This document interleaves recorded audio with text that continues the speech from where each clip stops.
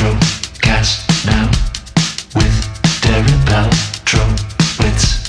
Get ready to listen to your favorite artists. Paltrocast. Charlie, how is your day going aside from answering the same questions over and over and over and over again? It's going great. It's a good day. Glad to hear that. A great day with a great new movie, The Painter. When did you actually work on The Painter? Because these days, you never know if you're talking to somebody who made a movie 4 years ago. I know. No, it does. It takes a while. People don't understand. You do, but a lot of people don't understand just how long it takes from beginning to actual delivery. We shot this just over a year ago at the end of 2022 in December. So we worked right up till Christmas. And then, about a year after that. So about a year ago, we shot this. That's an unbelievably quick turnaround. It is a pretty quick turnaround, actually, for a movie of this scale and what we did in it. That's a pretty quick delivery. So I'm really thrilled because I've been waiting to see it since we shot it. I'm not just going to say for a movie of this scale. I'm going to say for any non-Christmas movie, because Christmas movies seem to be like a 3-week filming and then it's out in about 8 months. It's crazy how fast they can turn some of these things around. Yeah. So with this particular project, you've been working steadily for decades now. Sometimes it's multi-episode story arcs on TV. Sometimes you're the star of a film. It's really tough to predict where you are going to pop up. What was your gateway into The Painter? Did you know a producer? I love doing action. I love doing stunts. I'm a very physical guy, and it just kind of came up. No, I'd not met anyone. It turned out when I got to Vancouver to shoot the movie, I was thrilled to see that the stunt coordinator was Dan Rizzuto, who I had worked with. And I credit him for the incredible choreography of this movie. And he's just incredible at his job. So other than that, I didn't know anyone, but I had a meeting with Stephen Paul. He liked what I had to say about the script. We got Kamani Smith on there, and we decided just to go for it. And a couple weeks later, I was in Vancouver stunt training. That was going to be the follow-up question topic. Where was this filmed? Vancouver, yeah. Was all the looping also done in Vancouver? No, I believe I did that here, but at the same time, there was so little. I was very happy. I'm not a huge fan of ADR. I understand it's necessary, but we did just a very small amount of that here. And, the funnest part of ADR, if there is a fun part, it's that you get to see part of the movie. Yeah. But there was so little that I had to do. I didn't really get to see any of it. So by the time we had the screening a couple weeks ago, I was so excited to see it. And I wasn't disappointed. It's a great movie. You did it again. I was going to say, when did you actually get to see the movie? Because a lot of these junkets you'll say, great performance. And the person goes, oh, really? I haven't seen it yet. Yeah, no. Luckily, I have seen it. Yeah, it was a couple weeks ago. They had a beautiful screening. We went to Paramount. Everybody came together and watched it. And it was a great day. And everybody was in good spirits because the movie was so good. These days, would you say most of your filming is in Vancouver? There's a lot. Production is absolutely everywhere. We did that in Vancouver. I start a movie in LA. If you can believe it, I start shooting a movie in LA next week. And then I'm packaging a movie with my manager right now to star in that we think we might be shooting in Montana. So production is absolutely everywhere. Shooting in LA definitely is rare these days. Same with New York, because isn't there a New York set in Atlanta, and then there's a Vegas set now in New Mexico? In New Mexico, and obviously I shoot in New Mexico on a fairly regular basis too. So there's the hot spots, but production's really all over the place. Got it. So we are here to talk about The Painter. How much of the character is there in Charlie the Human Being? I think there's a lot. I think he's a very complicated guy. I think I think it's interesting to be at an age where it's very appropriate for me to be able to play a guy with a haunted past. It was really a thrill to sort of dive into that and try to bring that out of somebody, and to play a guy who's buried a lot and see him have to bring that back up and forced to bring that back up. And I think that was what was really appealing about this character. And also just all the physical nature and the things I would get to do once he realized what he had to do, the things I as an actor was going to get to do. As that character was all very appealing to me. Was it the first time in your many roles that you've played a character named Peter? No. I played Peter I played a character named Peter a few years ago in a fabulous little film called As They Made Us, that I'm very proud of. But my name was Peter in that. That's so two Peters. Two Peters. Did I remember? It's been a long ride, man. You never know what was retitled for an overseas adaptation. You could have been Peter in another film. We don't know. Yeah, for sure. I don't know. But it's not the most complex role that you've done, character driven in that sense. That Buffy character, there was a couple of genders happening as well. I was asking my friend who was on Buffy, hey, you ever encounter Charlie? He goes, no, but he played a very complex character on that one. I did, and I was so young at the time. It was such an incredible role. I mean, talk about diving in the deep end, a complicated character on Joss Whedon's, at that point, massive hit show. That was season 5 that I participated in. And it was a dream come true. And I think I was too young to be scared of how crazy the role was. And I just, like I said, just dove right in. But that was incredible. And as a matter of fact, I just saw Claire Kramer a couple of months ago in Paris. And we had dinner, and she's lovely. And it was so nice to see her. Buffy is everywhere, but you mentioned something earlier. You and your manager were working on a project. So you're officially in that sometimes I produce, sometimes I star, sometimes I star. It depends what time, I'm very fortunate that I'm at a place in my career where I sort of get to decide my own fate. If I like a script, I'll take that on. But now I've started to find scripts I like and develop those with my partner and manager, Bernard Kira. Mm-hmm. And we have a movie called High Ground that we're packaging right now, and we're both really excited about it, which I will also star in. That's fantastic. Was that always the goal from day one, or did that flow over time where you realized, I can also create my own destiny? I think over time. I think I am at a place now in just my life where I have the time and the energy to spend on that. And so that's why I'm shifting into that. And again, the whole creating your own destiny, it's nice to be able to put something together for yourself every now and again.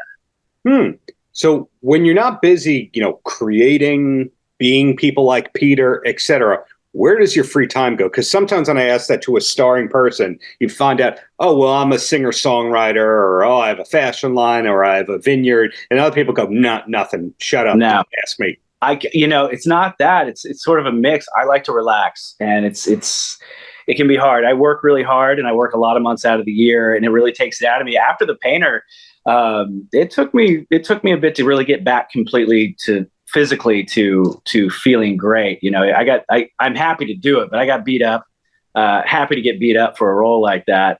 But I just kind of relax and hang out with friends and spend time with my daughter. I love to travel. And so I just sort of let life unfold in my free time.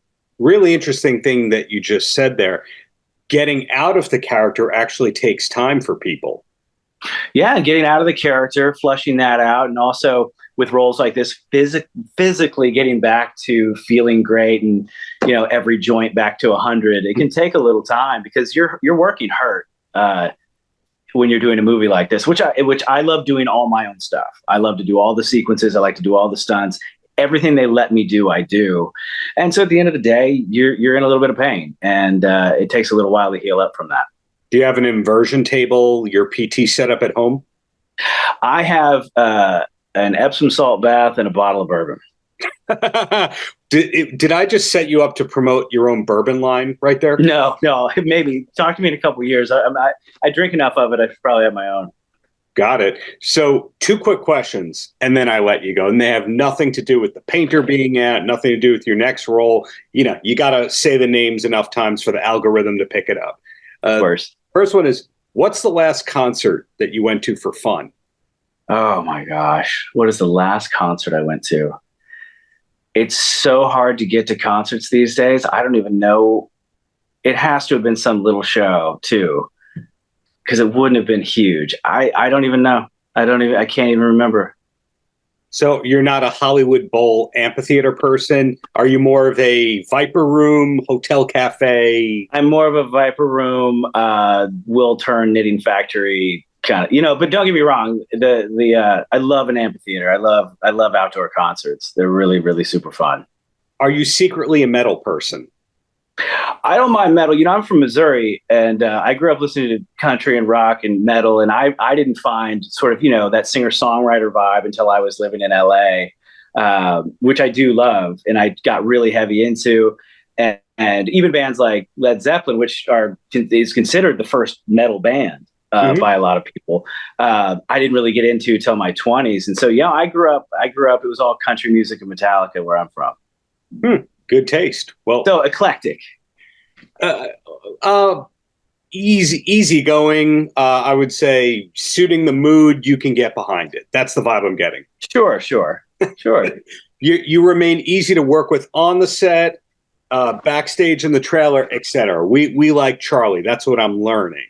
Yeah, no, I try to be a good set presence, and I like to set a tone, and everybody just have a good time. And we're making movies; it's a good time. Totally. And the last question for you: besides The Painter, do you have a show or film recommendation that you could pass on? Because every time the wife and I say we're going to watch this thing, we watch it in 2 or 3 days, and we go, "What's next?" We're about to finish Fisk, that great Australian comedy show. We need what an actor thinks is great. What have I been watching? I actually, sometimes when I watch TV, I like to just turn off sort of like the darker stuff. And I've been rewatching Arrested Development. Like last night, I watched like 3 or 4 episodes of Arrested Development, and it just makes everything okay. That's sort of one of my comfort shows.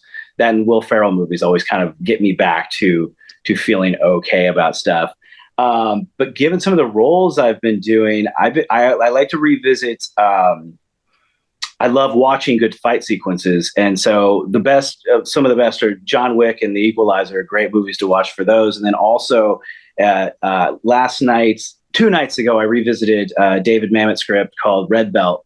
That is an incredible movie. So I'm hearing you do dumb comedy, you do fight sequences, you do the Mamet drama stuff. Then with the music, there's the Metallica and the country.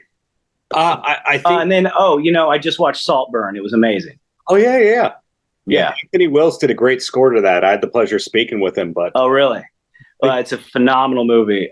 That's a very unique, very cool film.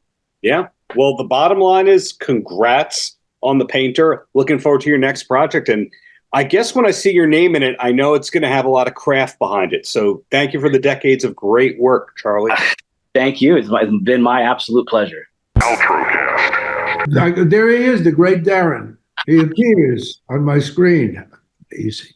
Well, it's an absolute pleasure to be speaking with you and following your work for decades. And The Painter is yet another piece of great work you did there. Was it all filmed for you in Vancouver?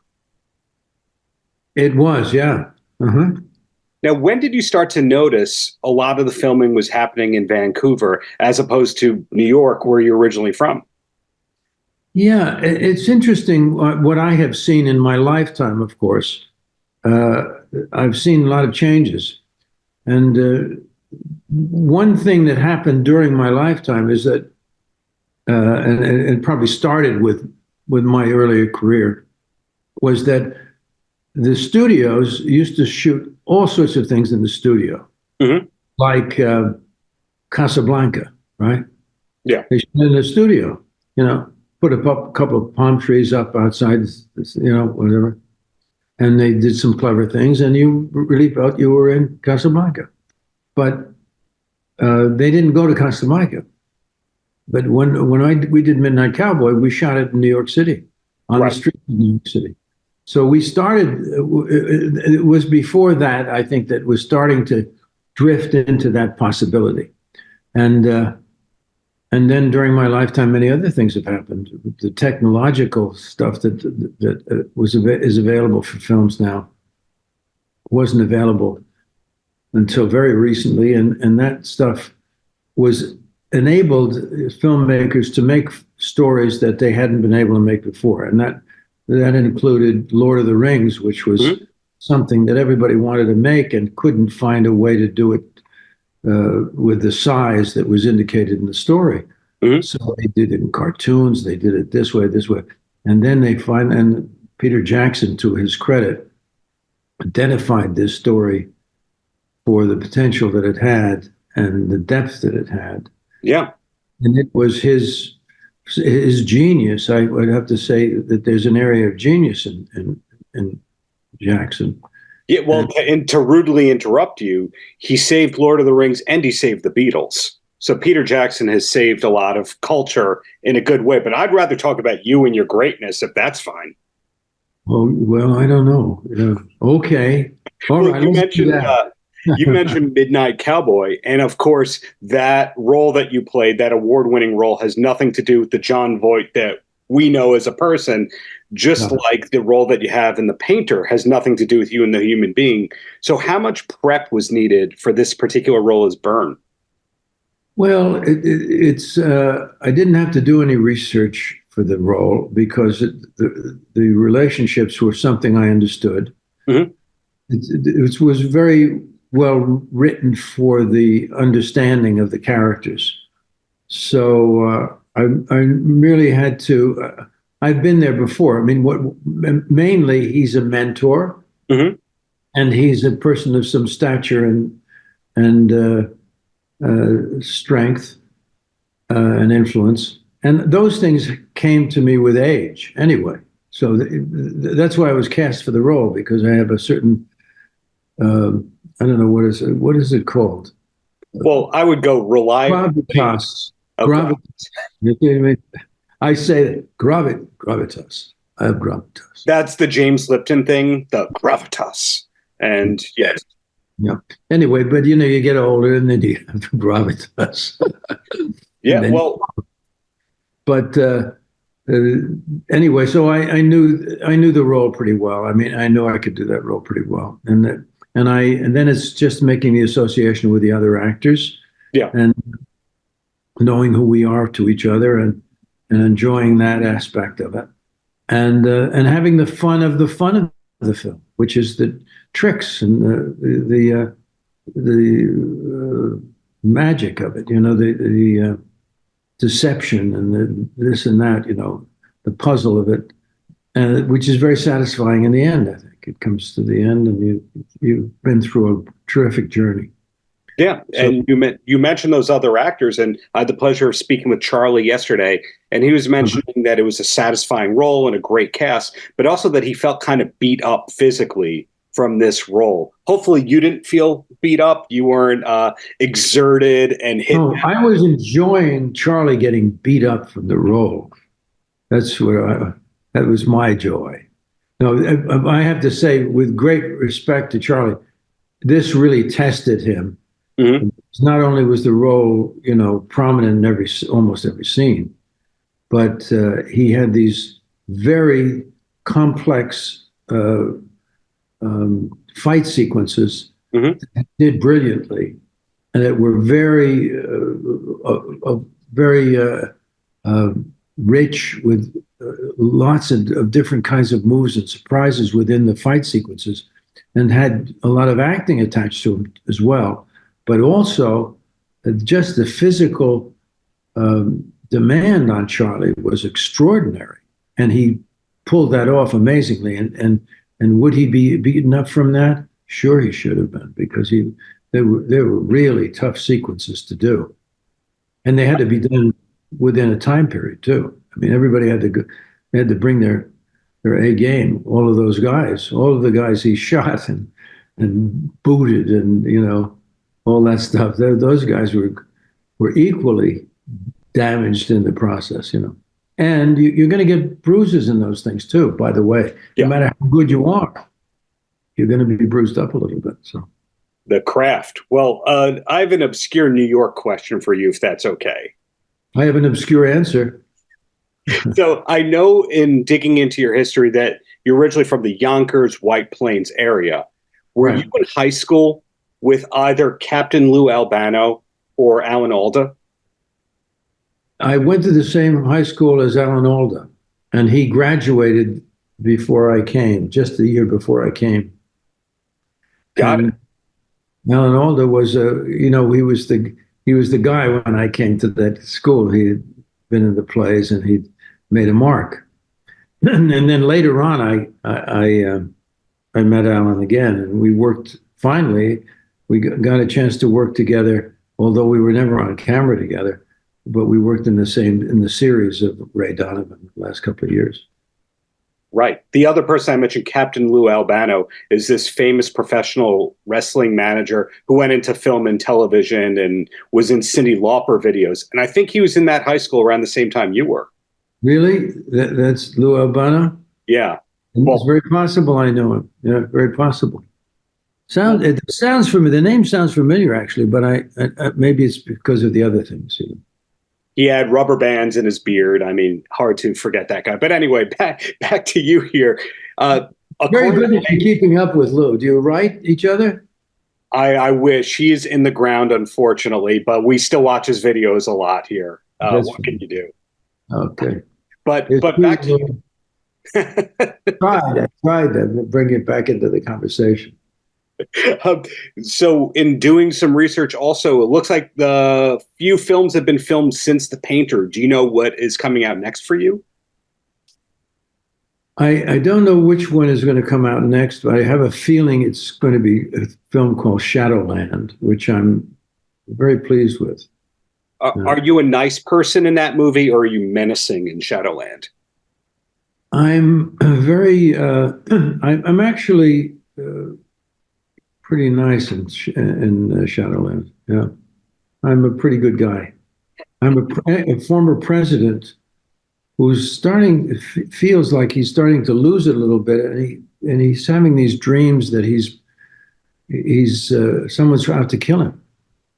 And as he goes through the process and he talks to this person who serves as a kind of a friend, but a kind of a shrink to him, you know, psychiatrist, he goes on this journey, and it turns out he's right. Somebody's trying to kill him, and they have to solve it. And that it's an interesting piece, very interesting piece.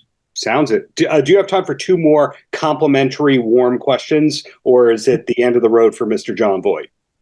Well, do you think that I cut things off before complimentary, warm questions? Well, there you go. There's what the hell kind of a, you know what I mean?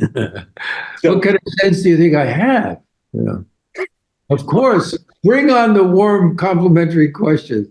And that I shall, because you said so. And the first one is, you've worked extensively as a philanthropist beyond all of your on-screen awards and steady working and all that. And one of the organizations you've been a part of is the Kennedy Center, working on the honors and all that. Uh-huh. Are we allowed to know what's coming next from the Kennedy Center in terms of award shows or great things? I heard a rumor that the band Chicago might be getting an honor or some kind of a presentation. Oh, that's nice. I don't know. I'm not up with that at the moment. I have to say that with the Kennedy Center, there was a lot of politics involved with that at the time I was going through it, and I really like the people who run the Kennedy Center, and I was a big fan of John Kennedy's and remain a big fan of John Kennedy's and the Kennedy family. Robert Kennedy Jr. is a great man, and Joe Kennedy. You know, these guys are good guys. Anyway, so.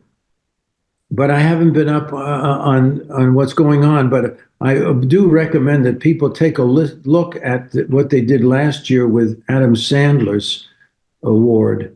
They gave him the Mark Twain Award, I think, for comedy, and he had all his pals, you know, come and be part of that evening, as they usually do. And that was one of the most moving award ceremonies of its kind that I have seen. I recommend that people take a look at it. Adam he's a great blessing, Adam, and it's proven in the way he handled this with his family and his friends. It was great. It was one of the best things I've seen on television in that way. Sure. Last thing I got for you, speaking of great comedic icons, your episode of Seinfeld remains one of the most quoted and referenced episodes ever. But for you, that was just basically a week on set and then, or less, and then done. Did you know that it was going to have that long-standing impact and be a thing that decades later people would be quoting at you? But it's amazing. It's amazing that it had such an impact on folks. But I'm so glad I was look. I was just on camera for about half a minute, but I was so I really admired the work on that film, on that series, and I was very honored to be put into it in that way, right? And the way it happened was the writer was sold a car that was supposed to have been my car. Exactly as it was a true story. Yeah. And when I went to the set for the couple of minutes that I was on camera, the writer came up to me and said, "Would you just come around the corner and take a look at something for me?" I said, "Sure." So I walked around the corner. He says, "And there's the car. Did you ever own this car?" I said, "No." And he said, he told me the whole story, that it was, they found a pencil with tooth marks and stuff like the whole thing was, but he was so, he had bought the car based on the fact that I might have owned it. So, but he got a great script out of it. I hope he was paid, enough to for the damage not to have been done, because I don't know, he was ripped off for that car for sure.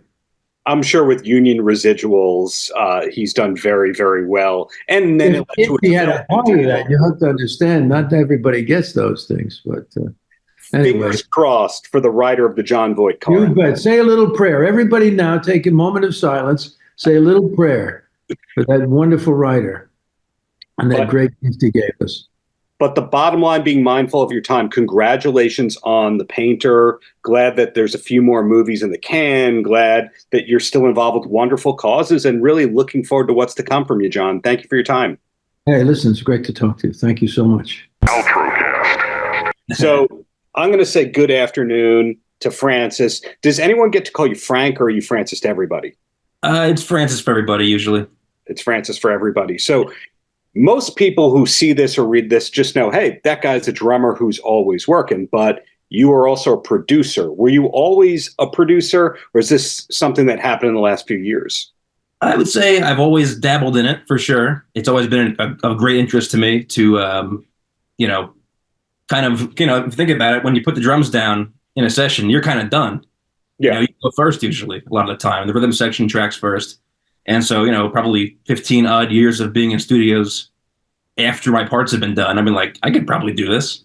And I kind of fell in love with that and developed that skill and kind of honed that craft. And one of my favorite things to do by far. Absolutely. It makes you feel like you're part of the music a little bit better than just playing drums. And you get to actually have a conversation with the songs themselves instead of just kind of being the muscle early on. In a lot of bands, we find out that the drummer actually plays every instrument really well, maybe the creative driving force, but is super modest in the background. Are you one of those, or you're just a drummer? I'm just a drummer, I would say, because the company that I keep musically, I would never say I play any other instruments, really. I can play bass, I can play a little bit of piano, just for idea, kind of chopping things out. But no, I don't play anything else significantly. I sing all the time. That's my favorite, besides drums. Paltrocast.